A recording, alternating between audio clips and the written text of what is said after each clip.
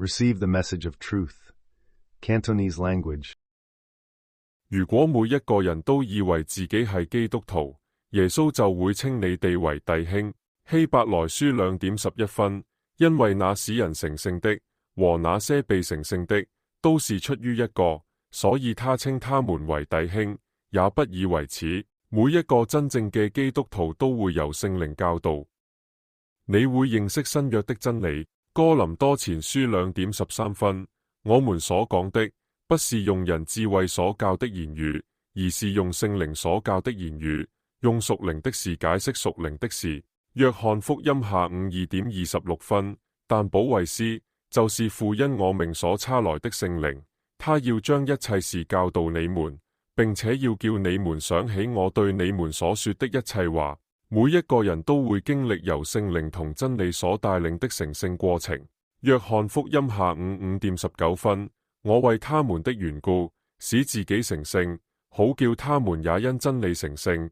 羅馬書下午3:16，使我為外邦人作基督耶穌的僕人，作神福音的祭司，使所獻上的外邦人因聖靈成聖，成為可蒙悅納的祭物，你哋就會成為真誠的敬拜者。約翰福音4:23，時候將到，如今就是了。那真正敬拜父的，要用心靈和誠實敬拜他，因為父要這樣的人敬拜他。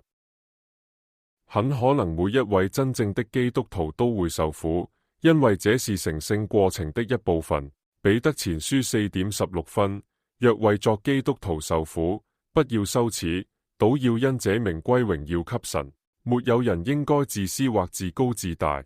腓立比書2:2，你們就要意念相同，愛心相同，有一樣的心思，有一樣的意念，使我的喜樂可以滿足。當人經歷完成聖的過程，就會成為聖徒。哥林多前書6:19，豈不知你們的身子就是聖靈的殿嗎？這聖靈是從神而來，住在你們裏面的，並且你們不是自己的人。哥林多前書3:17，若有人毀壞神的殿，神必要毀壞那人，因為神的殿是聖的，這殿就是你們。以弗所書2:20-22，並且被建造在使徒和先知的根基上，有基督耶穌自己為房角石，靠他全房聯絡得合適，漸漸成為主的聖殿。你們也靠他同被建造，成為神藉着聖靈居住的所在。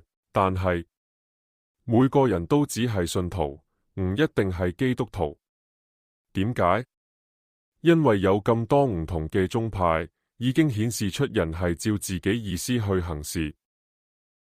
冇人擁有真理之靈，每個人都按自己方式去認識神，卻唔明白耶穌所行嘅道路。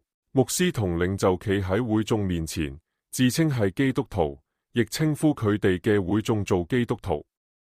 但佢哋根本唔明白新約係講乜，亦完全唔知道神國係乜一回事。佢哋靠傳遞錯誤信息賺錢發達。真正嘅基督徒牧師唔會幾百年嚟性侵犯男童女童，亦唔會喺今日繼續咁做。真正嘅基督徒牧師唔會靠會眾致富，佢哋唔會賣書賺錢，因為如果人真係基督徒，佢哋會由聖靈親自教導，並且知道真理。多年以來，牧師同領袖喺會眾同電視觀眾面前已經一再褻瀆聖靈，呢啲唔係基督徒會做嘅事。路加福音6:39，耶穌又對佢哋講個比喻：瞎眼可以令瞎眼嘅人嗎？兩個唔係都會跌入坑裏咩？咁多殺人、偏見、仇恨，點解會喺教會入面發生？你哋仲好意思自稱做基督徒？點解如果佢哋真係基督徒，牧師同領袖仲要做實體嘅水洗禮？點解同性戀嘅男女喺教會入面自稱係基督徒？點解教會入面有女牧師同女領袖掌控男性？如果話每個人都係基督徒，喺基督嘅身體入面，女人唔應該有權柄去管理男人。人試圖用肉體去成為基督徒，但呢個係唔可能嘅。正如羅馬書8:8所講，屬肉體的人不能得神的喜悅。你只能在靈裏面成為真正嘅基督徒。你需要擁有基督的靈、神的靈同真理的靈，先可以真正成為基督徒。馬太福音28:19-20清楚咁定義咗乜嘢係基督徒。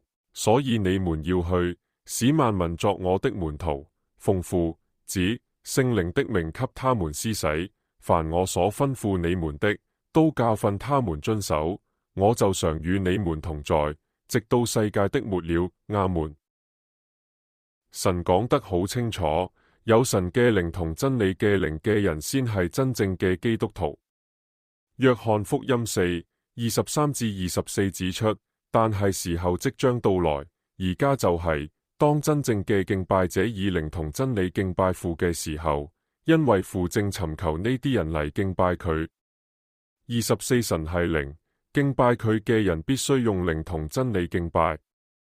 哥林多前書2:14，但係天生嘅人唔會接受神嘅靈，因為佢哋對佢嚟講係愚蠢嘅，因為佢哋係有靈性嘅。你可以根據人嘅一半收入去幫助窮人，你可以成為完美嘅人，你不斷祈禱，但係你唔明白自己嘅靈部分，亦唔明白新約。你活得很長，最後死了。人們說你是一個好基督徒。首先，你不能單憑肉身成為基督徒。其次，你必須成為聖人，才能與上帝和主耶穌基督同行。耶穌只會來接聖人。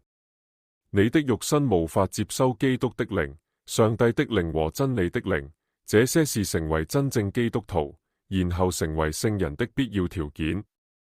約翰福音3:6，屬肉身的就是肉身，屬靈的就是靈。你不能把肉身和靈合併。換句話說，你不能將你的肉身與你的靈體混合在一起。你只能在靈裏成為基督徒。